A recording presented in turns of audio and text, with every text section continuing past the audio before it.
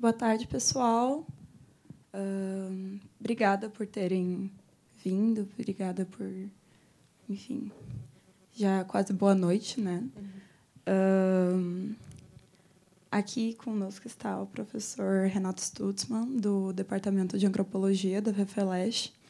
E só para vocês conhecerem um pouco o nosso convidado, ele, como eu disse, é professor, é especializado em estudos ameríndios, de antropologia e cinema também. A gente convidou ele para, enfim, enquanto a gente estava fazendo a curadoria da mostra, a gente acabou cruzando com a antropologia. E, enfim, mitologias e lendas, eu acho que é bem intuitivo acabar na antropologia. E a gente acabou se deparando com Lévi-Strauss e outros autores.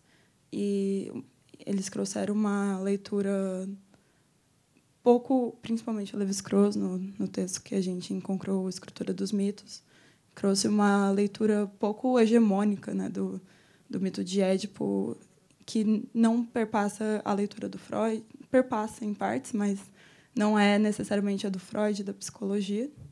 E, enfim, Jana. Não, acho que é um pouco isso. Acho que foi bastante interessante a gente poder escolher também o filme do Édipo Rei, do Pasolini, porque é um filme que demonstra um pouco o caráter de eternidade do mito. E é um pouco essa questão que a gente estava um pouco falando a respeito quando a gente estava fazendo a curadoria. No início do Édipo Rei, eu acho que todos percebem que a gente está numa Itália dos anos 60 e depois, de repente, a gente é transpostos no tempo para uma Itália, não para uma Itália, não, para um Marrocos, enfim, para um deserto. Enfim, e a gente conta, enfim, e aí essa história é contada e daí de repente a gente de novo volta para uma Itália dos anos 60. Então, é um pouco esse caráter de sobrevivência do mito. A gente teve muitas dúvidas enquanto a gente estava fazendo a curadoria, dúvidas conceituais em relação a como utilizar a palavra mito, como utilizar a palavra lenda. A gente não sabia muito bem o que era mais adequado, e o que acabou acontecendo na curadoria, no fim das contas, foi uma junção. A gente encontrou filmes que tratavam de lendas, filmes que tratavam de mitos, mas isso também é uma questão que fica para você. Acho que seria até interessante para a gente iniciar o debate por aí. E mais uma coisa é que nós percebemos que, além disso, nós percebemos que tinha uma questão um pouco de tempo ligada ao uso dessas palavras. Então, talvez também seja uma questão interessante para colocar. Quando a antropologia, enfim, começou a se falar sobre sistemas, começou a, enfim, não sei, a palavra lenda um pouco foi sendo parada de usar com o tempo. Então, enfim, ficam essas questões para a gente iniciar. Então, boa noite, boa tarde. Queria agradecer muito a Janaína pelo convite, o pessoal todo do Sinusp. Muito legal estar aqui. Eu já tinha vindo uma vez nesse cinema novo, mas não tinha visto ele cheio ainda. Acho muito legal, né? Agora 2023, voltando ao campus e reocupando os espaços, né, da USP. Acho super importante, ainda mais hoje em dia, num momento em que o cinema virou uma coisa tão cara, é tão difícil, né, e os cinemas de rua estão fechando, né? Acho que o Sinusp tem uma função política importante. Bom, mas voltando, muito bom. Eu preparei uma coisa para pensar um pouco a partir do Lévi-Strauss e tal, mas eu vou retomar um pouco essa ideia do mito e lenda. Bom, na antropologia não se costuma muito, né, pelo menos as coisas que eu conheço mais, a palavra lenda, né? Porque eu acho que, na verdade, se eu bem entendo, né, a lenda estaria um pouco entre essa coisa entre o que seria o mito e o que seria a história, né? Então, a história é o que você conta a partir de testemunhos, né? Que geralmente na nossa tradição são coisas que estão documentadas, escritas, né? E o mito, dentro do mundo ocidental, né? Trata o mito como algo que é parte da imaginação, né? E a lenda seria aquilo que estaria ao meio do caminho, né? Entre o mito e a história. Então, a lenda do rei Arthur, né? Seria aquela coisa que se sabe que aconteceu, mas que já está mitificada de uma certa maneira.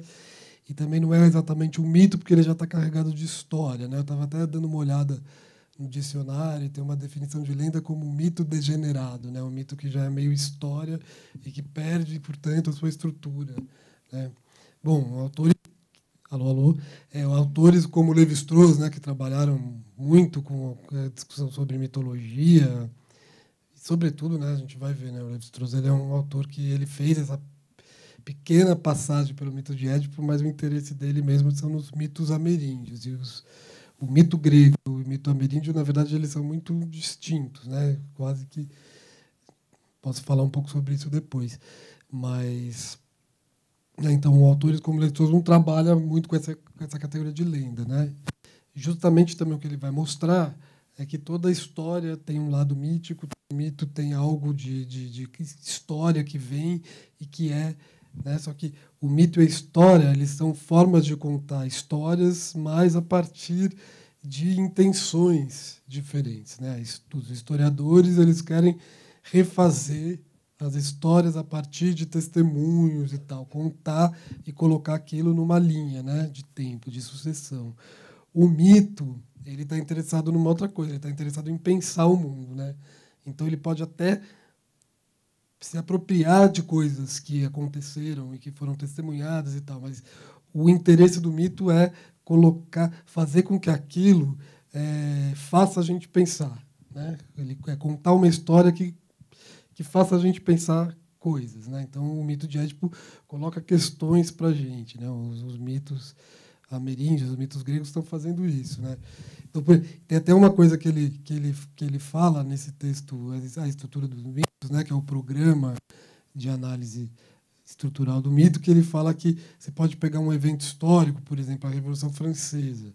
Ela é um evento histórico, aconteceu em né, começa ali em 1789, tem uma sequência, você tem documentos, você tem testemunhos sobre isso.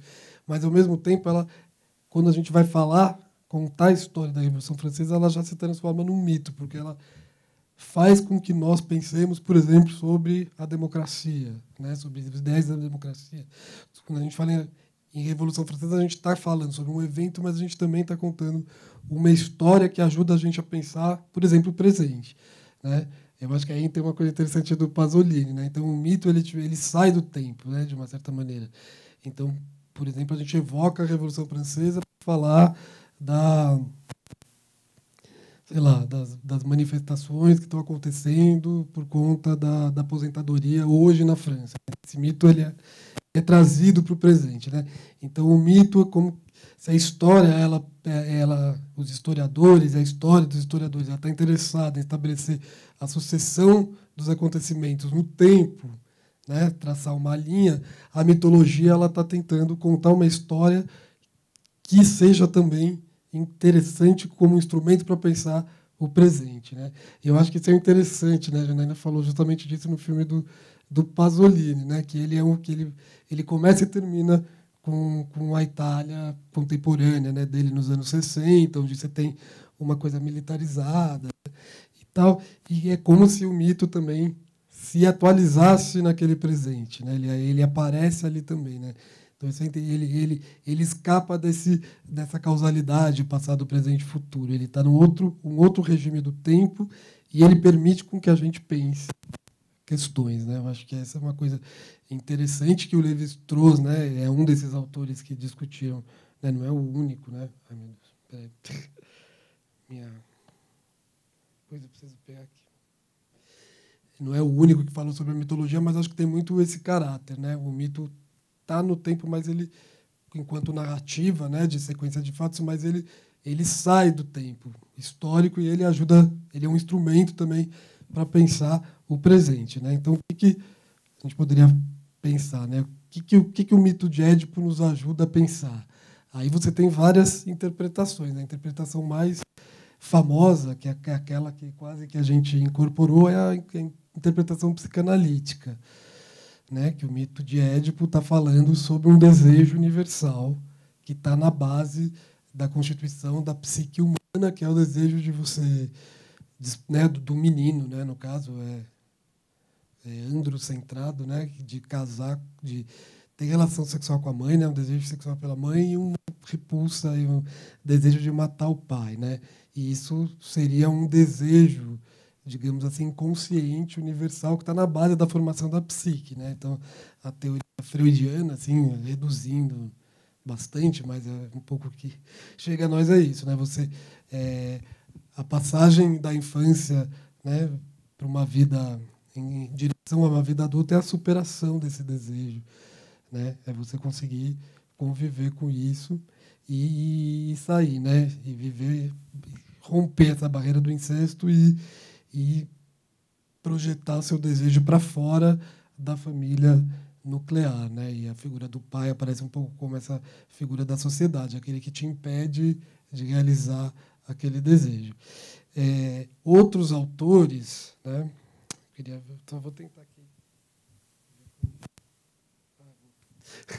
Outros autores, como o próprio Lévi-Strauss, mas também autores estudiosos da mitologia grega, né, helenistas, né, como Jean-Pierre Vernant, não sei se todos ouviram falar, né, que é um helenista importante, né, que morreu já faz uns 10, 15 anos, né, ele também se contrapõe à leitura do Freud, né, porque ele vai dizer, bom, o Freud ele universaliza uma coisa que, na verdade, não poderia ser universalizada, né? Ele tira de uma mitologia grega um desejo que é universal. E aí ele, tanto o Lévi-Strauss como o Vernant estão dizendo, bom, e não é possível universalizar, né? Você não pode tirar da mitologia, né, esse conteúdo pulsional universal, né? E é interessante. Bom, depois acho que eu vou seguir um pouquinho que eu preparei. Espero que não fique muito cansativo, mas senão vocês podem me interromper também, né?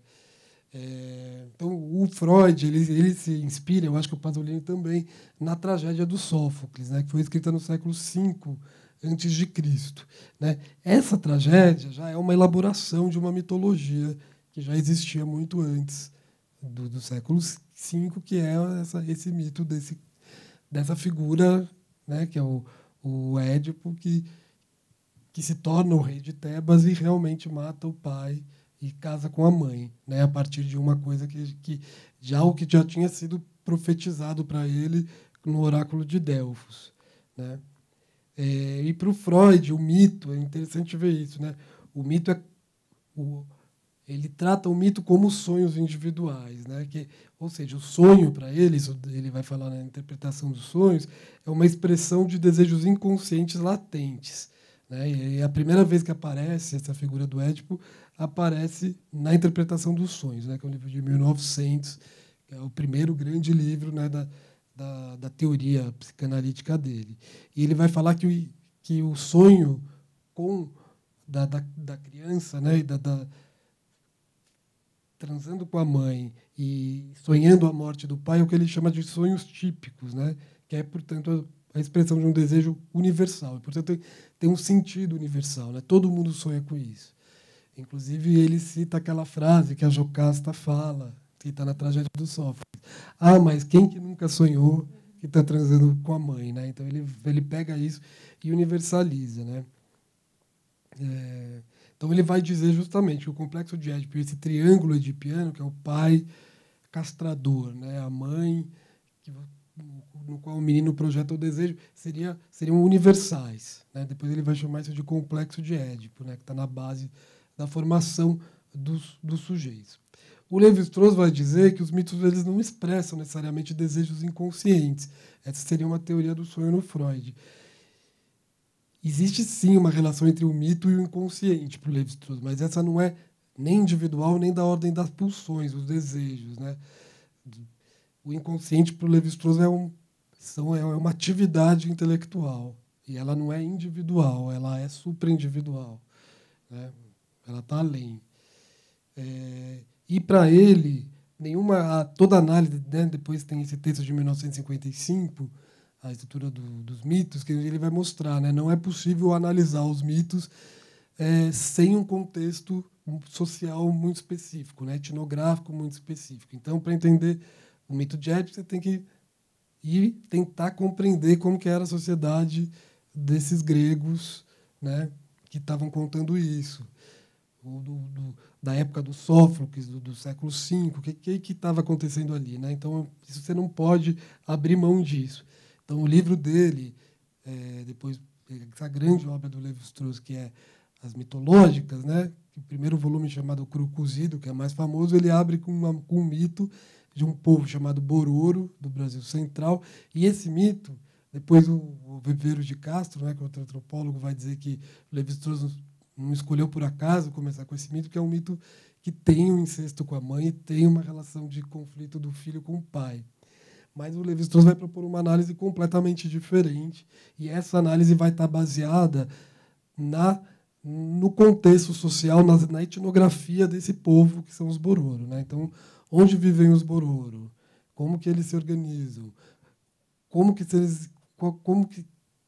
se configuram as relações de parentesco para os Bororo? Então, ele vai mostrar, por exemplo, que já não faz muito sentido você falar de um complexo de Édipo, de uma triangulação pai, mãe e filho, porque a figura masculina de autoridade para um menino Bororo não é o pai, é o irmão da mãe, né? Porque eles são uma sociedade, os antropólogos chamam de matrilinear, né?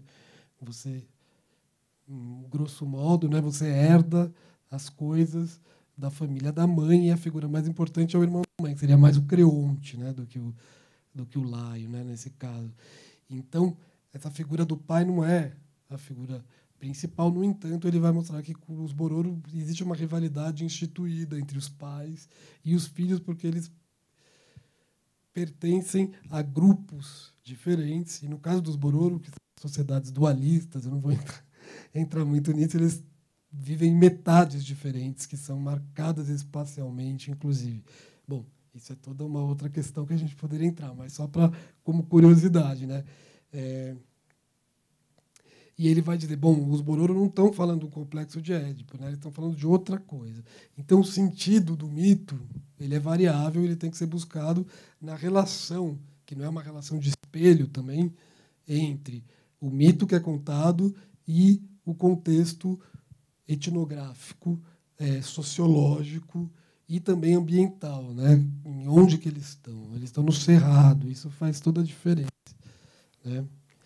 Bom, e aí o Lévi-Strauss, quando ele vai falar do mito de Édipo, ele vai dizer que ele tem esse texto de 55 chamado A Estrutura dos Mitos, e ele vai dizer como que o estruturalismo, né, que é esse método de investigação nas ciências humanas que ele propõe, pode entender o mito. E ele vai se contrapor radicalmente ao Freud, né, porque o Freud está buscando pulsões, né, desejos, ele está propondo outra coisa, né? E ele vai começar pelo mito de Édipo, ele vai dizer, eu vou começar por esse mito, que é o mito mais conhecido. Mas, né, todo mundo conhece, tem a história do Freud, tem o Sófocles, né? Mas ele fala, é uma análise, não é uma análise definitiva, porque ele fala, é uma análise de contrabando, de camelô, porque ele não vai fazer o que se deveria fazer numa boa análise do mito, porque ele deveria, para fazer uma boa análise do mito, ele teria que mergulhar no mundo grego antigo, né? Ele deveria comparar várias versões do mito, que ele vai dizer, o mito, o que define um mito é que ele não tem uma versão só. O mito, antes de ser tragédia, de ser escrito pelo Sófocles ou por outros, ele era contado, ele era cantado, né, no caso da Grécia Antiga. E quem conta um conto aumenta um ponto. Então você tem versões diferentes.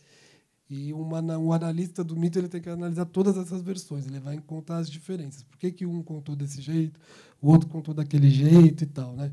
Então, isso é uma coisa muito importante que ele vai falar também, mas ele não faz isso porque ele não tem acesso a essa mitologia tal como ela era contada, né? Ele tem mais acesso mesmo a as tragédias, né, que foram escritas no século V antes de Cristo, e também alguns registros dessa narrativa sobre o Édipo em outras obras que foram deixadas escritas, né? Mas que aí a gente tem um pedaço do mito, a gente não tem acesso a esse mito que era cantado, que era contado oralmente, que não era registrado, né? E depois ele vai dizer, quer dizer, o mito propriamente, o que define um mito, a proposição que ele vai fazer depois, é o fato dele pertencer a uma oralidade, ele não é registrado. Então você não tem uma versão que é mais original que a outra, né? A versão do Sófocles não é a versão mais completa nem a versão mais importante. Você tinha muita gente contando essa história antes, né? E ela diz respeito a um tempo muito antigo, né? E a gente tem acesso a partir da tragédia e de outros pedaços aparecendo em outras obras, né? No Exíodo e coisa assim. Bom, então ele diz que ele já não consegue fazer uma análise propriamente dita, né? Então, importante dizer, né, em vez de buscar um sentido universal, esse desejo incestuoso e parricida, o que ele vai dizer? O que o mito nos oferece? O mito nos oferece instrumentos de pensamento, né? São relações lógicas, ele vai dizer, né? Questões filosóficas. Depois, num outro momento, ele vai dizer o mito ele é uma tentativa de resolver logicamente questões, né, contradições que as pessoas se deparam ao longo da vida, né? Do tipo, por que o Sol e a Lua raramente se encontram? Por que o dia e a noite se alternam? Por que o céu e a Terra se separaram, né? Por que a gente nasce de dois e não de um, né? São essas questões que a gente se depara e que o mito tenta responder, né? Nesse sentido, ele é análogo à ciência, né? Ele tem o mesmo demarche que a ciência, só que aí ele vai dizer também, né? Se a ciência ela trabalha mais com conceitos, com teorias, o mito ele trabalha a partir de que ele vai chamar depois de uma lógica das qualidades sensíveis. Ele tem um pensamento, ele pensa através de signos, de imagens, né? Ele pensa metaforicamente. Ele não te oferece conceitos, mas ele te oferece imagens, né? Metáforas para pensar essas questões. Ele tenta, e isso para ele é uma tentativa de solucionar logicamente grandes questões, né? Então é por isso que ele é análogo à ciência também, né? Então ele faz um pouco que a ciência vai fazer depois ou ao mesmo tempo também. Bom, e aí uma coisa que é super importante, se ele é análogo à ciência, o que o Levi-Strauss está tentando dizer é que o mito, então, ele não é irracional, né, como muito se tentou definir no Ocidente. Então, quando você não tem uma explicação científica, você vai para o mito, você vai para a imaginação. Quando você não consegue ter acesso à história, né, aos documentos e tal, você vai para essas histórias, você faz lendas, né? E o que ele está falando é justamente, não é isso. O mito é racional, ele é uma outra forma de resolver problemas, mas ele é perfeitamente racional, só que ele pensa de outra maneira, né? O Édipo está colocando milhões de questões, colocou milhões de questões para os gregos e continua nos colocando milhões de questões. Aí eu já tinha falado um pouco sobre o Vernon, que eu acho que ele fala uma coisa muito interessante, né? Contra o Freud também, colocando uma alternativa ao Freud, né? Eu acho que também a gente depois pode discutir, né? Que ele vai dizer, bom, o Vernon ele fala que o que ele está fazendo é uma psicologia histórica. Então ele está tentando entender a cabeça do homem grego, né? Então ele está negando que existe uma psique universal, como o Freud está propondo, né? Então, quem é esse homem grego do século V, do século IV, do século VI, antes de Cristo, né? E aí ele vai falar desse nascimento da tragédia, né? A gente vê o texto do Pasolini, eu acho que ele é muito grudado no texto do Sófocles mesmo. Então é muito interessante que ele faz uma coisa que acho que é parecida com o que ele fez no Evangelho segundo Jesus Cristo, que ele pega o texto na íntegra, mas ele coloca num outro contexto, né? É muito interessante, em que os tempos se misturam e convivem. Então, você tem o mesmo texto, mas você tem também uma locação que é atual, né? Um figurino que é meio atemporal. Então, é muito interessante. Acho que ele faz aqui isso parecido, né? Então, é o texto da tragédia. E aqui que é essa tragédia. A tragédia, o Vernon vai mostrar. A tragédia, ela nasce no final do século VI antes de Cristo, né? E ela nasce junto com a polis, com a cidade grega, né? Com a democracia, né? Com um outro mundo que é o mundo também que vai ser o mundo da filosofia, da razão grega, né?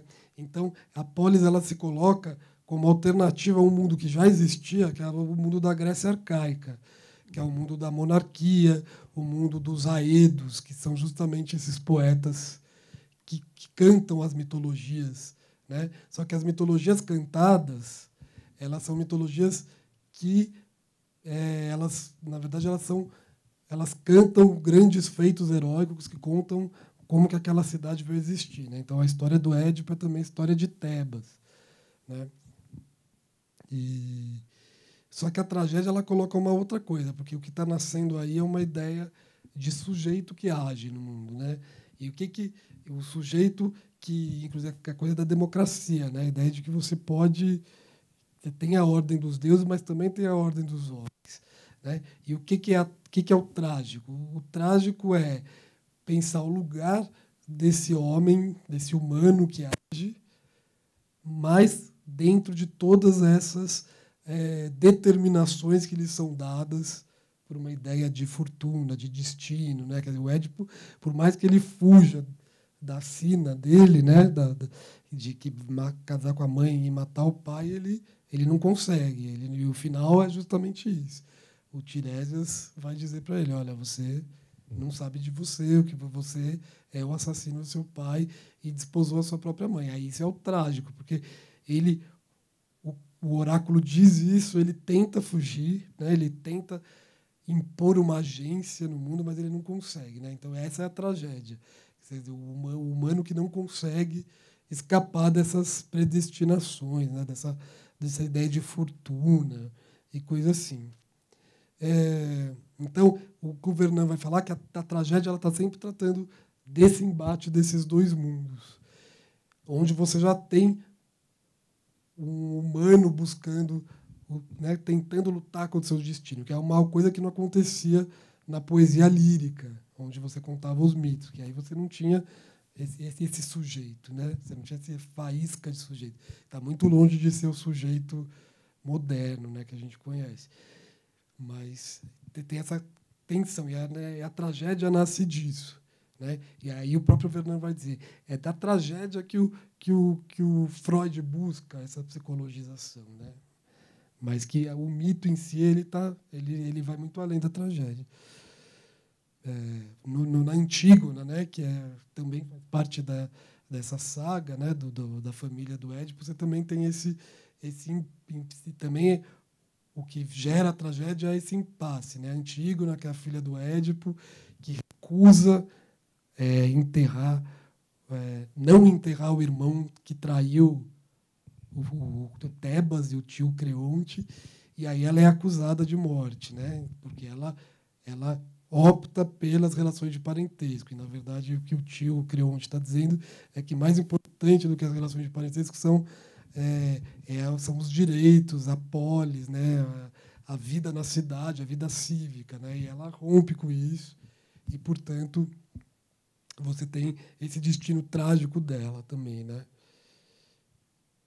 Bom, então, tudo isso, né, voltando, o Vernon, né, o Jean-Pierre Vernon, ele tem esse texto de 67, que é o mesmo ano do filme do Pasolini, que chama Édipo Sem Complexo, que ele faz uma crítica ao Freud, e depois é um outro psicanalista que tentou mostrar que todos os mitos gregos, na verdade, têm essa mesma estrutura do incesto e do parricídio, que é o Anzier, e ele vai mostrar que não, né, que não dá para fazer uma análise da mitologia grega reduzindo isso a esses desejos mais profundos, né? Isso não é possível. E aí ele vai dizer o que a gente tem que fazer é tentar entender como os gregos entendiam a tragédia de Sófocles, né? E isso, a tragédia não é o mito, né? A tragédia é a elaboração de uma mitologia que está na tradição oral muito antes do Sófocles, né? E que o teatro, que a tragédia institui, é um pouco, isso é super bonito, né? Que é uma espécie de assembleia pública, onde você encena o mito de uma forma trágica para discutir isso dentro do universo da polis, né? Então é uma instituição fundamental também dessa cidade que é inaugurada com uma outra forma de política também, né? Então ele bate muito nesse ponto, né? A tragédia ela aparece no final do século VI a.C., é um novo gênero, né? E está associada a esse novo mundo da polis. Bom. E aí o Vernant resumindo, ele vai resumir. O Édipo do Édipo Rei não tem complexo de Édipo. Ele vai dizer, não tem nada que diga que ele está falando daquilo, né? E para o Vernant, a interpretação que ele faz do mito, eu acho que isso aparece, tem um pouco isso no filme do Pasolini, que ele fala, o tema da tragédia é o poder absoluto do Édipo e da ubris, né? Essa desmedida, essa raiva que daí decorre, né? Isso eu acho que é uma coisa que fica muito claro, né? Essa coisa da ubris, da desmedida, dessa coisa desse Édipo que enlouquece porque não consegue tomar as rédeas do destino, né? Isso é uma coisa que aparece muito na própria coisa do ator, né? Essa coisa dessa raiva, né? Que ele tem. Então acho que isso é muito interessante. E ele vai dizer que o Édipo, o termo em grego é Édipo Tiranos, né? O Édipos Tiranos, não é só o rei, mas é o tirano que é o rei que está ali de uma maneira ilegítima, né? E é uma discussão também sobre o poder ali nessa Grécia antiga. E a análise do Lévi-Strauss é um pouco diferente, né? Já o Lévi-Strauss ele está interessado em pensar como que o mito, no caso o mito do Édipo, resolve contradições que eram fundamentais para os gregos naquele momento, né? E aí, contrário que ele vai falar, os mitos tentam resolver de maneira lógica essas contradições, né? E aí, no caso, a análise que ele vai fazer no antropologia estrutural, né, a estrutura dos mitos, ele vai falar que tem duas questões que organizam o mito.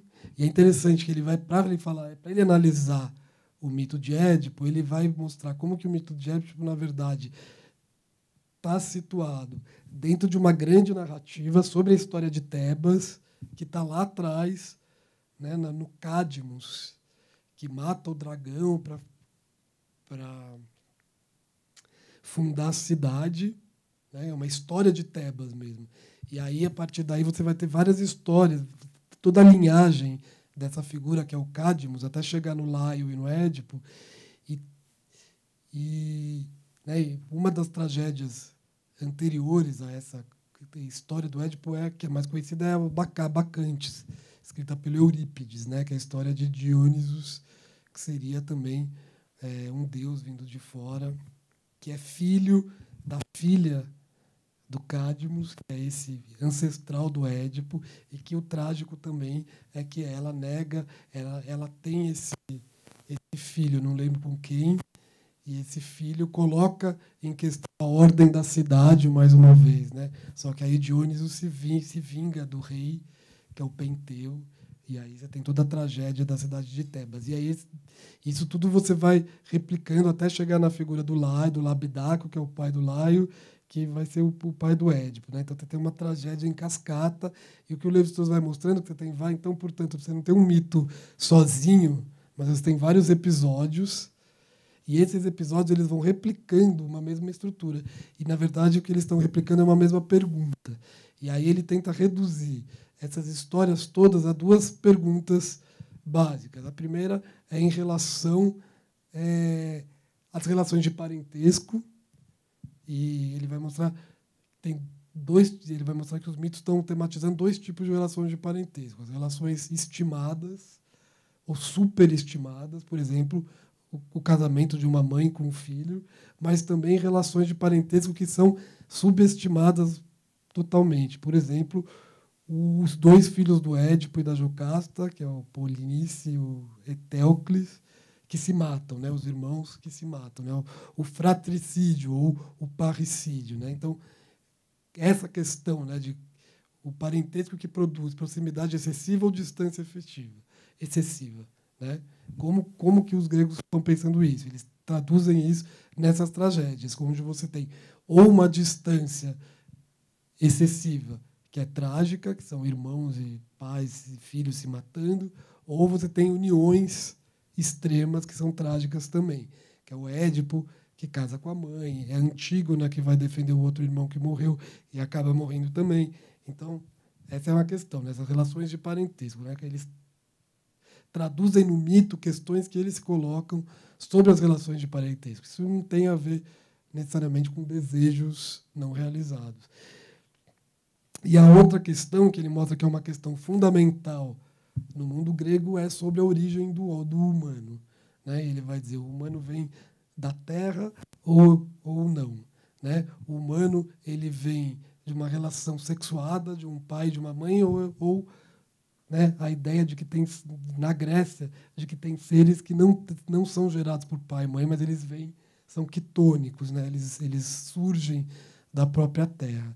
Então essa questão sobre a quitonia, autoctonia ou não autoctonia do humano é algo que também vai aparecer fortemente nos mitos. Então você tem uma série de seres, por exemplo, o dragão que o Cadmus mata, ou a própria esfinge, que são esses seres, né, enigmáticos que não nascem de ninguém, né?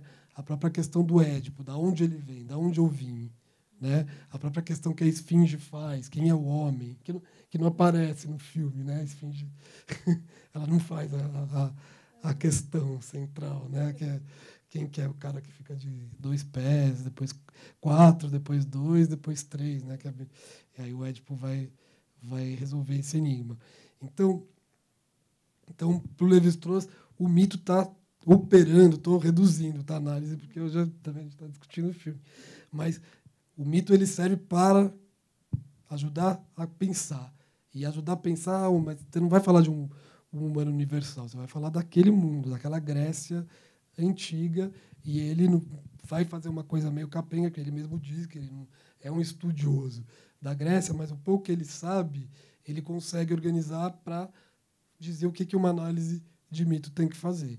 E é muito interessante esse texto, eu não vou entrar nele porque ele é um texto é um dos textos mais difíceis do Lévi-Strauss, mas ele dá um pulo louquíssimo, que é, em determinado momento, quando ele vai falar desse problema da quitonia, da onde se a gente vem da reprodução sexuada ou assexuada, se a gente vem de um ou de dois, ele vai dizer, para entender o mito do Édipo, a gente agora tem que atravessar o mundo, o espaço e o tempo e analisar uma série de mitos de povos indígenas do sul dos Estados Unidos, que são os Uni e os Hopi, os Pueblo, né, os povos chamados Pueblo. Ele fala, a gente encontra entre esses povos questões muito parecidas que as questões colocadas pelos gregos lá atrás, né?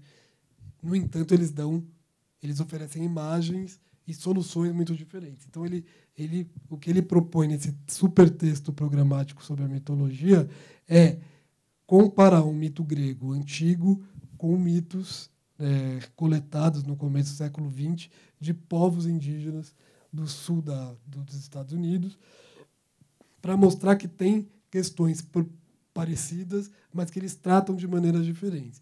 E que o antropólogo tem que fazer é comparar, né? Mas comparar não no espaço vazio. Ele tem que comparar, sabe, tendo em vista os diferentes contextos sociais, históricos e ecológicos dessas populações com quem ele trabalha, né? E aí ele vai se contrapor, nesse ponto, à análise de um outro psicólogo, né? Não psicanalista, mas psicólogo, que é o Carl Jung, né? que rompe também com Freud e vai para um campo que é mais próximo, talvez, do que o Lévi-Strauss propõe, mas que, ao mesmo tempo, o Lévi-Strauss se distancia radicalmente do Jung, né? Porque o Jung vai questionar também a ideia do Freud de que tudo pode ser explicado pela pulsão sexual, por esse desejo, né, inaugural do incesto e do parricídio, e ele vai buscar, na verdade, a explicação para determinadas mitologias, né, não mais no indivíduo pulsional, né, no inconsciente individual e pulsional, mas no inconsciente coletivo, né, que é um inconsciente que está além dos indivíduos. Só que ele vai chegar a a análise dele vai chegar em resultados muito diferentes do Lévi-Strauss, porque ele vai dizer, olha, os mitos eles partilham os mesmos símbolos. E esses símbolos eles são carregados de significados. E esses significados são universais, né, para o Jung. E o Lévi-Strauss vai dizer, ora, os mitos se parecem, mas eles se parecem não porque eles têm significados, os mesmos significados, mas é porque eles operam sob as mesmas lógicas.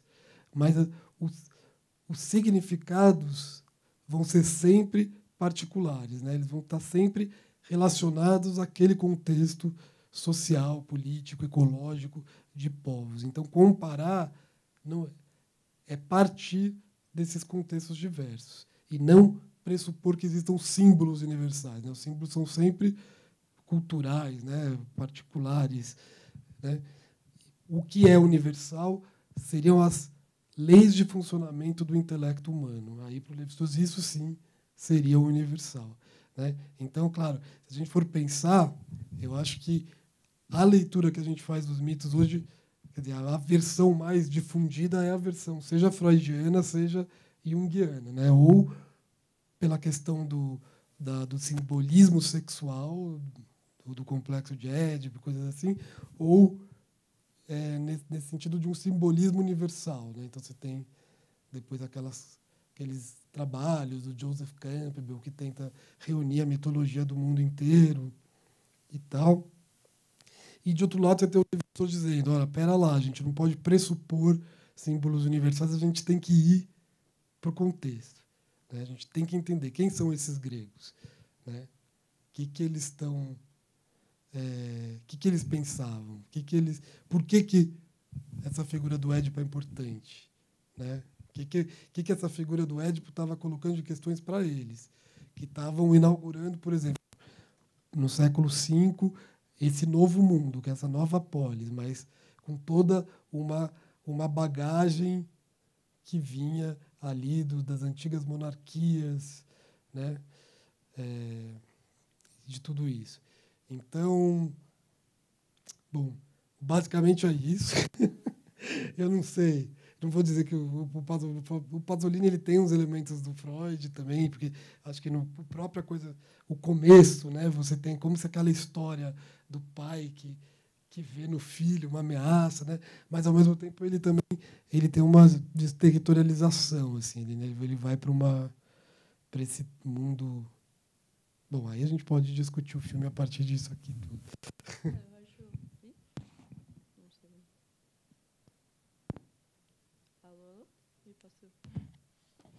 Eu acho uma boa. Eu acho uma boa deixa, inclusive, para a gente começar o debate, porque infelizmente a gente não tem muito tempo. Então, se alguém tiver perguntas, pode levantar a mão e aí eu levo o microfone.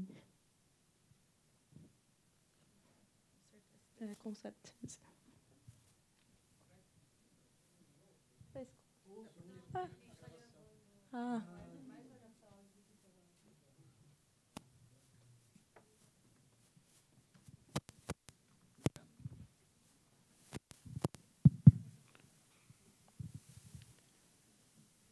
Tudo bem? Posso falar? Professor, obrigado pela exposição. Eu vou tentar envolver o que eu pensei, né? Sua fala e do filme. Eu não sei se a forma final vai sair como uma pergunta, né? Mas você poderia fazer comentários em cima disso. Eu não sou exatamente alguém muito que tem uma formação em antropologia para poder falar com segurança, né? Sou um leitor curioso, minha formação vem da filosofia, né? E eu tenho uma visão sobre a trajetória do Lévi-Strauss que é particular, assim. Eu acho que um operador que talvez seja interessante para a gente pensar essa trajetória intelectual é a transformação. Por que eu digo isso, né? O filme do Pasolini, né? E o Pasolini como um todo, não só na qualidade de cineasta, mas também de poeta e artista, ele se vale de estratégias de composição que são claramente legatárias das vanguardas, né? Colagens, construções em aberto, etc. Me parece que, pessoalmente, isso não era o que agradava o gosto do Lévi-Strauss, né? Eu penso, por exemplo, naquele texto canônico da Gilda de Mello e Souza, né? Sobre as artes nos 3 pais fundadores do Departamento de Filosofia, né? O Lévi-Strauss, Roger Bastide, etc. Ela diz assim, o Bastide era muito mais aberto às experiências de vanguarda, o Lévi-Strauss já era mais caduco, assim, fechado, né? Mas, por outro lado, se a gente parte para a teoria, aí sim eu acho que essa ideia de transformação se manifesta, porque talvez num texto como as estruturas elementares do parentesco, eles têm uma noção de estrutura muito fechada, que se vale ostensivamente das matemáticas, etc., né? Quando a gente muda para as mitológicas, e aí você citou o exemplo que eu fiquei pensando, né, do cru e o cozido, ali parece que os mitos eles possibilitam a transgressão a toda hora, né? O tabu do incesto é transgredido, você não precisa se ater àquela estrutura de subdivisão, né? E talvez isso ajude a pensar uma forma estética mais aberta, na minha concepção, né? Você pensar na forma estética como transformacional, ela própria, né? Talvez seja aí que a gente consiga aproximar, no meu entendimento, né, de modo mais coerente, o filme do Pasolini e a teoria levi-straussiana, por assim dizer. Esse é um primeiro ponto, queria saber se você concorda, né? Pensando a partir desse ponto da transformação. Mas eu não sou muito adepto dessa leitura também. Eu acho que, ao fazer essas montagens, o Pasolini ele manifesta uma verve de pensador dialético, acima de tudo. Pensando naquela ideia benjaminiana de que a história é um campo saturado de agoras, né? Então, você avançar para Itália da década de 60, retornar para a antiguidade, né? É uma continuidade de problemas que não foram cessados, né? Por isso que talvez a alusão que o Benjamin faz do Robespierre, que por sua vez já aludia a Roma ressurreta, a história é esse conluio, né? Esse ponto do qual a gente tem sempre a possibilidade de abertura. Talvez essa capacidade dialética não seja próxima da estrutura do mito. Esse é um outro ponto que eu pensei também, que eu acho que colidiria. Se você puder comentar, eu agradeço. Nossa, difícil todas essas perguntas. Bom, mas então vamos lá, vou tentar organizar um pouco. Bom, em primeiro lugar, eu acho que o pensamento estético do Lévi-Strauss diretamente não poderia, não ajuda muito para entender o Pasolini, eu acho. Ele tem um texto interessante que teve uma entrevista dele na Cahiers de Cinema em sei lá quando, 64, uma coisa assim, que ele fala que depois dos Pássaros do Hitchcock ele não se interessou por mais nada, que ele detestava a Nouvelle Vague, que enfim. Mas acho que o pensamento dele é mais interessante do que o que ele diz sobre a arte, né? Acho que tem coisas. Uma coisa que eu acho interessante é pensar o filme do Pasolini, né? O Lévi-Strauss está dizendo, bom, não existe um só mito de Édipo, né? Você tem versões do mito de Édipo. Ele vai dizer, a tragédia do Sófocles é uma versão do mito de Édipo. A interpretação do Freud é uma versão do mito de Édipo. A gente poderia dizer, o filme do Pasolini é uma nova versão do mito de Édipo que realmente está querendo. E cada versão, quer dizer, as versões se transformam porque elas enfrentam novos problemas, né? Os problemas que o Pasolini está tentando enfrentar não são os mesmos que o Sófocles enfrentou e também não são os mesmos que o Freud enfrentou. E eu acho que aí é interessante, ele está tentando pensar uma estrutura política. Aí eu acho que o texto do Vernant, talvez, né, e as coisas que o Vernant fala sobre a relação entre mito e política, o mito está associado a essa figura da polis, a uma reflexão sobre o poder. Eu acho que isso é interessante também como chave para pensar esse filme do Pasolini, porque, na verdade, né, tem aquela figura do Laio, no começo, que é um militar, depois ele é como rei, né, essa luta do pai e o filho, dos cunhados. Né? Quer dizer, eles estão falando sobre uma estrutura de poder e sobre a ideia de uma tirania, né? Esses tiranos. Na verdade, você tem uma sucessão de tiranos e isso produz a tragédia, né? Esse poder ilegítimo, né? Que é um pouco a chave que o Vernant pensa um pouco esses mitos, né? E tem muito a ver com esse mundo velho e o mundo novo da polis, né? Essa luta. E eu acho que o Vernant tem uma filiação mais marxista, né? Então acho que isso pode ser interessante. Sobre a coisa do mito e da dialética, é interessante, porque o Lévi-Strauss tem uma dialética também, né? Ele fala os mitos eles são uma maneira lógica de resolver contradições do vivido. A coisa interessante que aparece nesse texto de 1955, que é o Programa da Análise dos Mitos, é muito interessante pensar isso, porque ele vai dizer, olha, mas a dialética da mitologia é uma dialética sem síntese, você não vai ter nunca uma síntese. Isso é diferente do pensamento dialético, marxista, materialista mais clássico, né? Então, os mitos estão tentando responder às contradições do vivido, mas eles não conseguem nunca chegar numa síntese, eles vão sempre se desdobrando. Por isso que as histórias também, né, você pega esse ciclo de narrativas que vai lá do Cadmus até a Antígona, né? Você tem as contradições que vão tentando sendo resolvidas, mas elas vão se multiplicando, né? E o mito ele não tem fim, ele vai dizer, ele é interminável, né? Mas é claro também que o Lévi-Strauss não está exatamente situado dentro de um materialismo, embora isso seja importante para ele também. Ele fala, os mitos estão pensando também as condições reais da vida das pessoas, né? Se eles são agricultores, se eles são caçadores, né?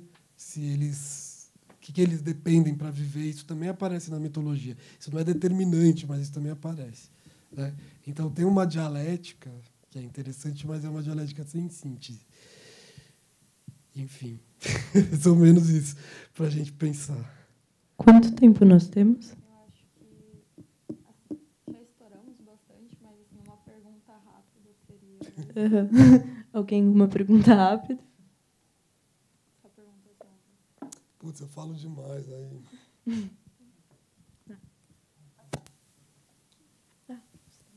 Bom, podem ser 2 perguntas rápidas. Obrigado, Renato, pela fala. Vou tentar falar o mais curto possível.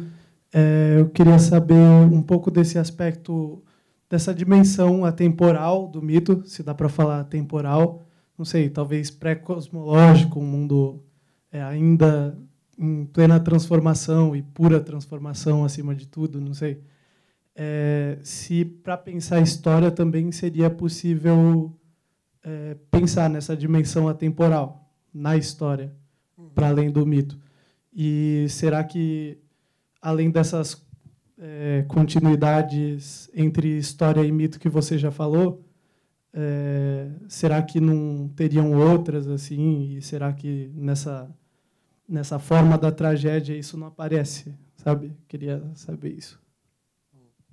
Então, se a gente pegar pelo Lévi-Strauss ainda, ele vai mostrar, e eu acho isso interessante.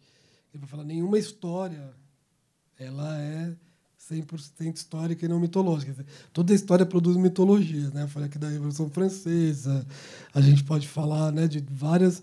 Né, o Brasil contou a história do Brasil a partir do tal mito das 3 raças. Né? Você tem, né, que hoje foi revisto. Quer dizer, toda história tem uma dimensão mitológica. Né? Para ela existir, ela precisa disso também. Né?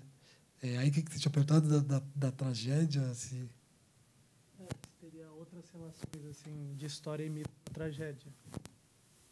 Mas eu acho que já contei. O que é a tragédia? Na verdade, a tragédia é você... Existe uma história, né? Uma tentativa de contar a história de Tebas, né? Que é essa cidade, essa polis, né? Só que, ao contar isso, você está transformando isso em mito. Quer dizer, né? O mais importante nesse caso, né? Quando se conta a história do Édipo, não é só reconstituir essa linhagem dessa cidade, mas também colocar questões, né? Então esse que é o ponto. Acho que o mito, e depois o mito transformado em tragédia, ele está colocando questões. E como o Vernon vai dizer, né, o teatro ele é uma assembleia, né, onde você dramatiza, na verdade, essas questões fundamentais que estão ali na origem da vida daquelas pessoas do século V a.C., que estão criando essa democracia a partir de um mundo que ainda você tem destino, fortuna, deuses e tal. Eu lembro de uma cena que eu vi num filme recentemente, aquele As Mil e Uma Noites, do Miguel Gomes, que uma das historinhas são julgamentos que estão sendo feitos numa arena de um teatro, tipicamente um anfiteatro grego, assim. Então é muito interessante, né? Então acho que o Vernon está falando um pouco isso, né? Esse teatro também é um momento de uma espécie de terapia política. E acho isso interessante, que é uma maneira de também digerir a história, o presente, né? E como que o mito também se empresta aí nesse lugar para pensar todas essas coisas. É interessante porque realmente, né, o teatro, mas também o cinema. Bom, a gente vai ter que finalizar, mas agradeço muito a presença, toda a equipe do Sinusp agradece. Renato, foi ótimo. Super obrigado, gente. A gente precisaria de muito mais horas para ter um debate profundo em relação a isso, mas foi ótimo. Muito obrigada.